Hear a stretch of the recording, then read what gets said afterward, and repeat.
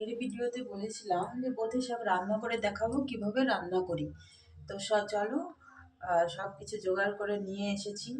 এবার বোধে শাক রান্না করব। দেখো, তেল দিয়ে দিলাম, সাদা তেল। যেহেতু আমরা সর্ষের তেল খাই না, খাই কিন্তু সব সময় খাই না, ওই মাংস টাংস রান্না করলে তখন খাই, কিন্তু বাদ বাকি টাইম ওই সাদা তেলেই হয় রান্না। তো সাদা তেল দিয়ে দিলাম, আর দিয়ে দিলাম কালো জিরে।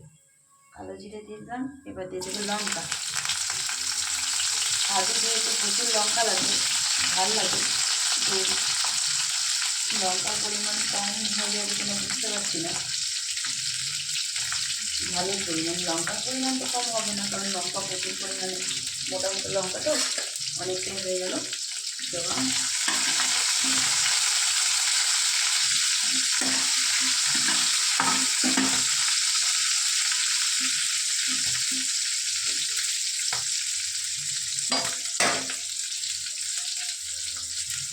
এবার দিয়ে দেবো শাক।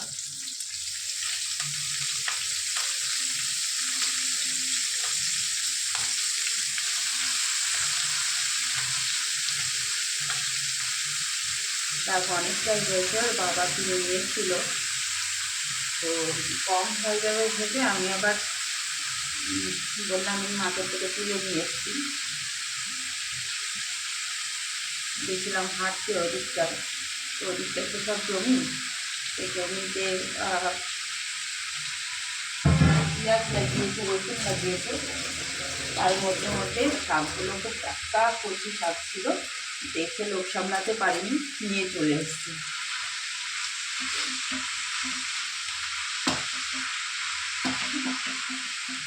এবার দেবো হলুদ।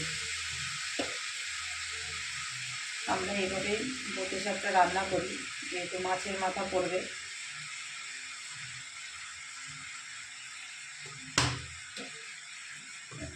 এটা রান্নার চ্যালেঞ্জ নয়, রান্নার চ্যালেঞ্জ হলে অন্য ব্যাপার হতো। এইভাবে আমরা বাড়িতে রান্না করি, সেইভাবেই তুলছি, কখনো এটা রান্নার চ্যালেঞ্জ নয়। তো যেহেতু বোঁদে শাকটা নিয়ে আসলাম, বোঁদে শাকটা আমরা সবাই খেতে ভালোবাসি, কীভাবে রান্না করছি একটু ইচ্ছা হলো সবাইকে দেখানোর,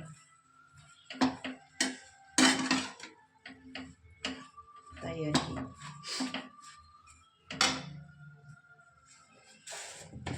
এবার দিয়ে দেবো স্বাদ মতো লবণ।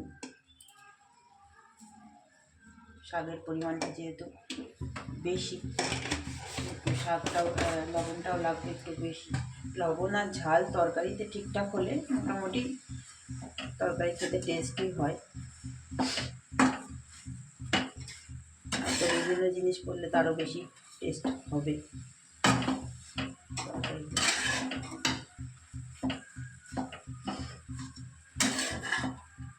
আমি এর আগে ভিডিও কোনো দিন বানাইনি, তো আমার ভিডিওটা কেমন লাগলো, কেমন লাগছে একটু কমেন্ট করে সবাই জানাবেন। আর কোনো ভুল ত্রুটি হলে একটু বলে দেবেন, যাতে আমি ঠিকঠাকভাবে ভিডিওগুলো পোস্ট করতে পারি। লবণ কি বেশি হয়ে যাবে নাকি বুঝতে পারছি না।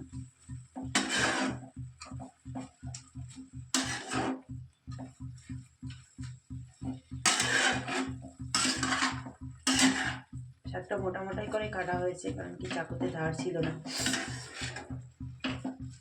আমি শাক কাটতে পারিও না ঠিকঠাক।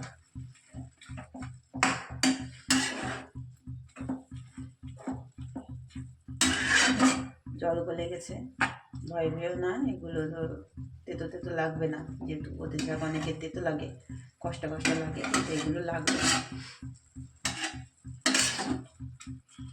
তা এই শাকটা খুব ভালো হয় রান্না, মানে খেতে খুব ভালো লাগে। আমরা এই বছর প্রচুর এই শাকটাই খেলাম।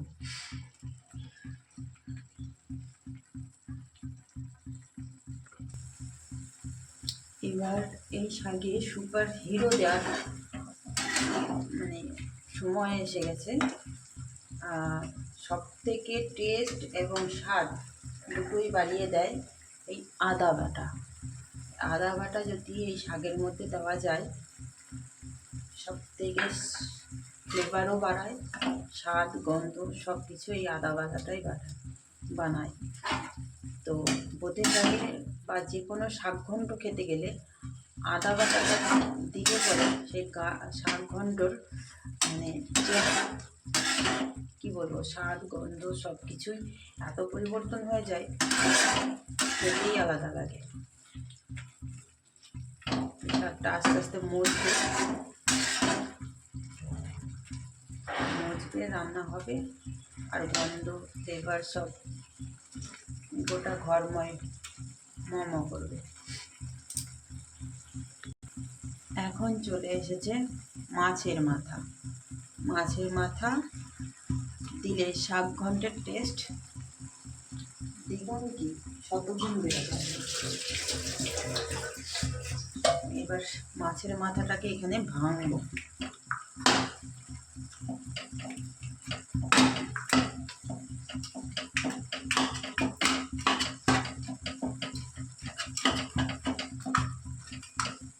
এটা রুই মাছের মাথা।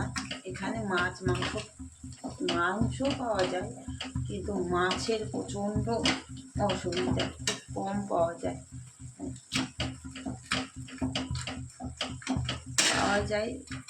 পাঙাশ কম, পাঙাশ মাছটাই বেশি পাওয়া যায়।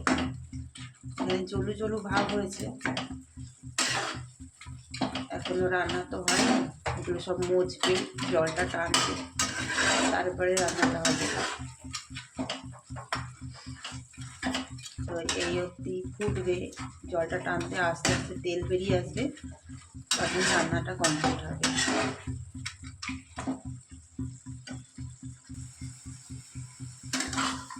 এইবার যাবে শেষ ইনগ্রিডিয়েন্টস, যেটা হচ্ছে চালের গুঁড়ো। চালের গুঁড়ো না দিলে পরে সেই ল্যাপ পেতে ভাবটা হবে। চালের গুঁড়ো দিয়ে দিলাম, একটু জল দিয়ে দিলাম যাতে চালের গুঁড়োটা মেশাতে অসুবিধা না হয়। এবার আস্তে আস্তে এই জলটা টেনে তেলটা বেরিয়ে আসবে, তাহলেই হয়ে যাবে। গন্ধটা খুব সুন্দর বেরিয়েছে, ওটা ঘর মনে করছে, যেহেতু একা আছি এখন, এই টাইমটা আমি একাই থাকি, সবাই কাজে থাকে, আরও ভাড়াটিয়ারা যারা আছে তারা সব কাজে চলে গেছে, মানে যে যার চাকরিতে।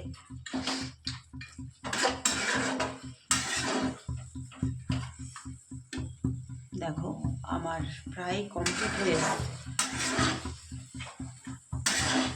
শাক ভাজাটা।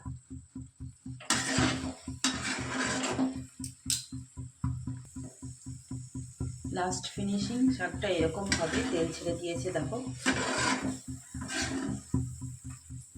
এই শাকটা হয়ে গেছে, এটা নামাবো, নামিয়ে আর একটা তরকারি করবো। তাহলে আজকে আমার অন্তত সারাদিনের তরকারি, সারাদিনের খাবার তৈরি হয়ে গেল।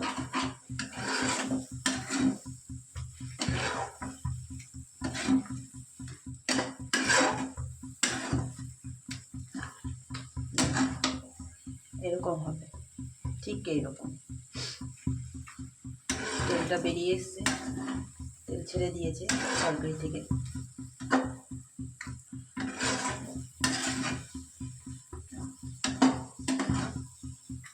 এটা এখন নামিয়ে দেব।